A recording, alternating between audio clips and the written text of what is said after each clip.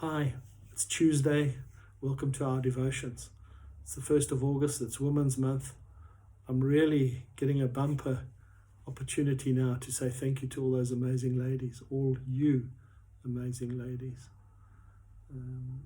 All the special things you do in our lives, in our community, in our church. What would the world be like without you? The Saturday Men's Prayer Group make it a habit of every Saturday praying for our wives. Firstly, we always ask for that you have more patience. No, because we just, sometimes we're like crazy supermen. We're flying around on top of the world. Something has just gone right, and it's as though nothing could go wrong. And you bring us back down to earth with one or two suitable words.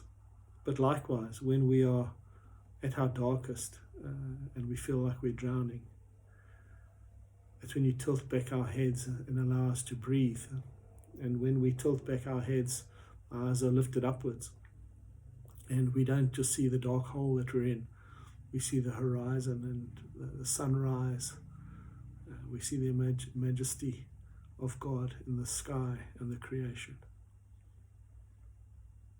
The reading this week, or one of the readings, is out of Matthew, and we know the story well. It's the feeding of the 5,000.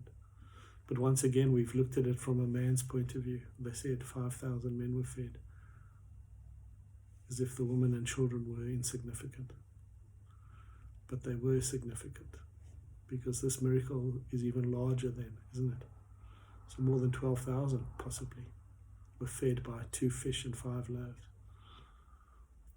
That some young kid was carrying in his lunchbox. It's one of the questions I want to ask Jesus when I meet him. I've started to write a list of these things because I don't know how it works, and I'd really like to know. But perhaps that's not the real thing that I should be thinking about. It's really, we should just accept that miracle. Right now in 2023, times are really tough, we know. Interest rates are high. Money's tight. There are all kinds of stresses and pressures. There are family members working away from home on rotation just to bring some money back. There are families spread right around the world. Kids and grandkids who aren't nearby, and we worry about them. There are people who are not well. Some people, friends of ours also right now are under a very dark and deadly prognosis. So what's the question really, and or how do we answer that question? What do we need to do? I think once again we need to just look back in the scripture and think about how Jesus lifted up those loaves and the fish. And he blessed them, but he gave thanks to God. So let's give thanks for the things that we have, because a lot of the things we have are enough. And let's give out a shout, Lord, for you to guide us in terms of what we need to be doing to help those others who don't have enough.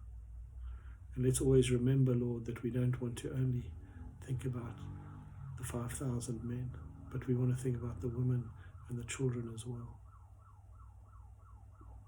So right now, all I can say is keep praying. And may this day and this week and this month be a blessing to all of you and to your families. And we ask this all in Jesus' precious name.